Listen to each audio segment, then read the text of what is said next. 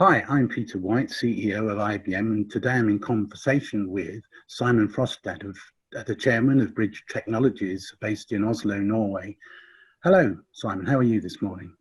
I am excellent, and I hope you are having the fun as I have. I'm in the office pretty much alone since everybody else is working from home office with a beautiful weather outside. Yes, it's a shame that we're not being able to really appreciate it. But how obviously we're in this rather dire situation at the moment, and not being able to go out and everyone working remotely. How did that affect Bridge Technologies? Well, it didn't have that huge effect that you would imagine, since for a long time we have had kind of dispersed team, and the ability to work from home has been a sought after feature. And we implemented a lot of these tools like Slack, for instance, where we have all our channels of discussion and also the collaborative tools to be able to do so. So it wasn't that difficult when 1.5 months ago we sent everybody home to home office, and basically some productivity even increased on the development side by this. So that was pretty good. On the business side, we were a bit more apprehensive because, again, what would really happen? And we had a very good first quarter. And then, of course, came April, and we were looking to see maybe a huge decrease.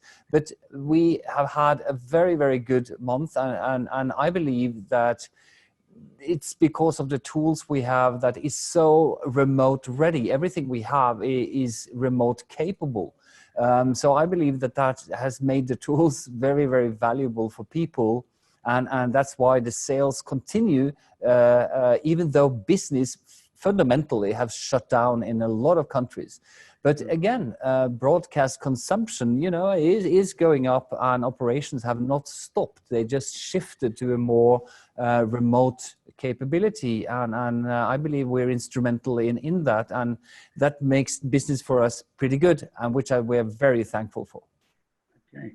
Well, we're certainly seeing, doing a coronavirus tracker, the impact of coronavirus on the industry. We've certainly seen a change in the risk that broadcasters are taking, moving very quickly to IP solutions and remote production and cloud and so on. And I guess your support systems, your monitoring, control, and communications, as you say, are on mobile platforms and remote platforms, are ideally suited for their new way of working, their new workflows. Absolutely, and we have believed this for now 16 years, that enabling remote capability, or as I like to say, there's 3 types of trends that you can do, or let's say significant impact on how you do workflows with IP. One thing is, of course, remote production. Another thing is to centralize equipment. And the third thing is to do distributed production. And one thing is to do it remotely, that you send the team out remotely and it can access, stuff that is then localized centrally. But distributed, which we have now during the corona stuff, is more interesting, because that means that you have to collaborate from a lot of different places. And that means that every tool set that you have needs to be available for a lot of people in a lot of different locations, and also with an absolute minimum of latency. And that is the kind of key thing that I believe that this COVID-19 thing has kind of accelerated the understanding of the importance of those types of tools. That you needed to be VPN-less, you needed to be, again, accessible via, as you say, mobile even, in a good climate, at the beach, in a COVID-19, in your home office. Yes. It's incredible that the newer, more leading edge technologies we've found, certainly from our surveys, are doing pretty well during this time. Obviously, it's sort of legacy hardware suppliers having a tough time.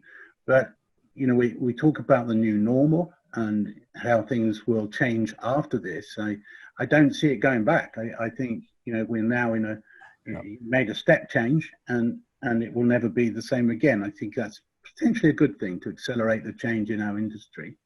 You agree? You're very, very right, Peter. And the change was always going to come anyway. But as you say, it accelerated the change and also demonstrated for a lot of, let's say, naysayers before this thing that it can be used in real professional high-end broadcasts. And this was not a plaything, basically. And I'm very glad that people have been very accepting and also embraced these types of methods.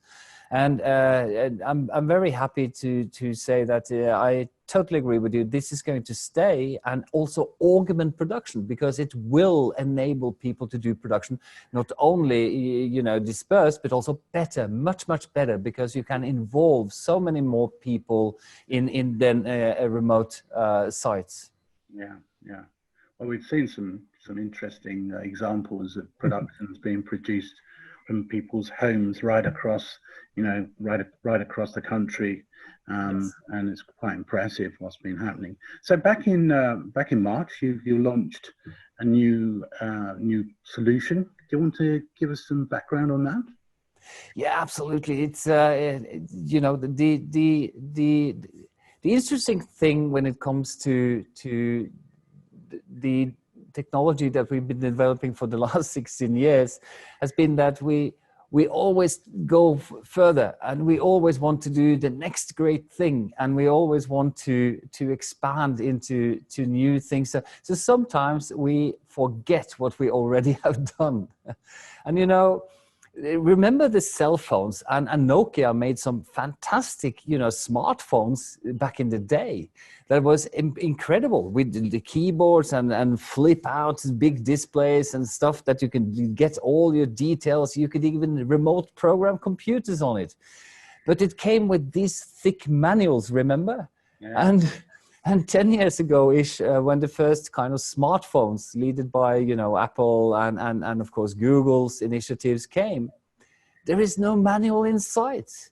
You know, it comes completely without manual. You unbox it and you take it out, you turn it on, and it works, and you know immediately how to actually operate it. You don't need a manual. And that is something that very few people talk about, the intuitiveness of the equipment, so that you don't need a lot of training and of course, a big manual. And the key thing is that we have developed some of our equipment in that kind of easy to use perspective. And that is something we forget to tell people about, that the ease of use is an intricate part of actually how to run the equipment without too much hassle. And that is the key thing with some of our initiatives. Let's take another example, that we have an umbrella system which basically manages all our different types of probes, and you can then gather data into that and then get reports and data displays, and of course even a timeline, so that you can go back in time and see what actually went on. And all this is accessible by installing that software on a computer and inputting one IP address that points to a probe, and everything else is automatic, and it all starts to flow of data back into the server system.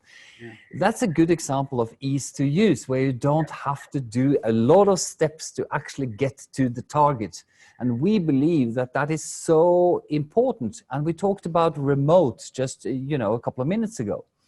If you're going to have a dispersed team that can't rely on, you know, dialing a technician to come to your office and actually fix it, then basically tools needs to be that type of intuitive, so that basically people can embrace the technology instead of actually having to you know, use a lot of time. And my watch is ringing. I'm sorry for that.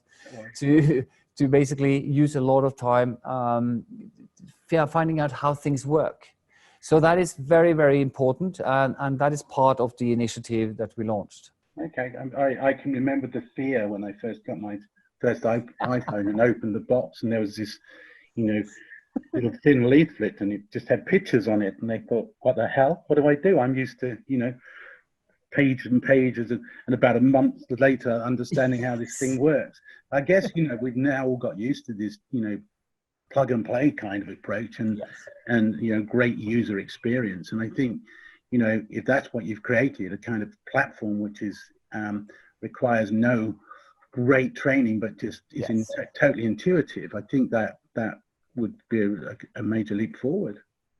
I believe so too, and we call it Integrated Services Monitoring, or ISM, and it's another acronym in a business full of acronyms. But we truly believe in spending quite ridiculous amounts of time on creating more intuitiveness, because again, we will then have the tools used by a much broader set of people, not only the vertical experts, but also everybody that needs the data. And we can see immediately that by providing intuitive tools, people are using it a lot more. So what kind of these tools, this solution is available across all kinds of distribution, all kinds of platforms, or Absolutely. And that's the beauty of it. Every probe, since the first probe we made 16 years ago, which was called VB10, everything is compliant with the umbrella system. Everything links together. And that is the key benefit with this, that it's pretty much hassle-free. I'm not saying that we're perfect on absolutely everything, but since we started 16 years by actually making a nice, very stable code, we just expanded that, and we still have code which is 16 years old, which provides that stability and also that intuitiveness of a platform that doesn't, change that much in its way it works, even though some of the features are brand new and spink and spanny, down to then nanosecond measurements and analytics for the uncompressed 2110. It's still the same ease of use. Okay. So, I mean, it can't be easy launching a new solution in this environment. How have you gone on with that? How's it gone? Well, first of all, it has gone pretty good from the people that we were able to talk to about it. When we don't have an exhibition that basically enables us to reach a broader audience, then we have to do it the manual way of talking to every single individual organization that shows an interest. And we see, and going forward from here, we see that the biggest challenge for us as a company will be to be able to address all the people that is potentially customers and potential new clients without having to lean on the fantastic shows. Both the NAB show and the IBC show are fantastic shows in being able to get new business, basically. And that is going to be a challenge, to be able to tell people about these initiatives. So that will be a challenge. Yeah, I mean, we at the IABM obviously as disappointed as everyone that NAB show was cancelled, and who knows about the IBC show? I guess we'll know in a few weeks or so. But we obviously trying to help our members. We've launched the virtual platform and certainly created a situation where press conferences and product showcases and product releases can be shown to a slightly wider audience than you would get speaking one-to-one. So I'd urge you to take advantage of that as a valued member of IABM. A lot of people already have, but it's a difficult situation. And I think that's a question I'd like to ask: is what do you think? Do you think shows will change forever once we're back and NAB 2021 and IBC 2021? Do you think they'll be like they were before, or do you think they'll be smaller or more focused? Be interested to get your view. Well, I truly believe shows will not really change dramatically. We need that kind of meeting ground. It's essential that we meet in eye to eye. And I also believe in the bigger shows, especially NAB and IBC, have been phenomenal, that you can build all your equipment, showcase the equipment, get in dialogue in a different form than you can with smaller, more targeted shows. My hope is that both NAB and IBC will thrive after this one, but also that we will see a decrease in smaller shows, so that you can focus really on giving the best ability of showcasing what you actually have got. Because I think smaller shows will have a pretty much, more difficult time, because all this remote capability with conferencing has proven that you can do a lot with the video tools we have now. So I'm hoping for NAB and IBC, and also, Peter, I must mention the invaluable help that you provide as IBM. It's very, very much appreciated, because that provides also the avenue of getting out with both the message, but also the great help you give to manufacturers to be able to be heard. Thank you for that. Well, thank you. Yes, we do appreciate your feedback on that. It's a tough time for all organizations like ourselves, and obviously we're looking at ways of making ourselves more effective and efficient in this time. But like yourselves, we've been working remotely for a very long time with people, yes, around the place, and so collaborative tools and video conferencing systems is kind of second nature to us. So we didn't really feel the change, and we were up and running very quickly with support for our members. But yeah, I agree with you. I think the smaller shows really are going to be under a lot of threat, because the audiences they command are not, they're very focused. It's often a national show, and if you can reach them remotely, the ROI makes sense to do it perhaps that way, and just focus on the big bang approach with the two big major global shows. I think that makes a lot of sense, and I hope that's the kind of landscape we will see.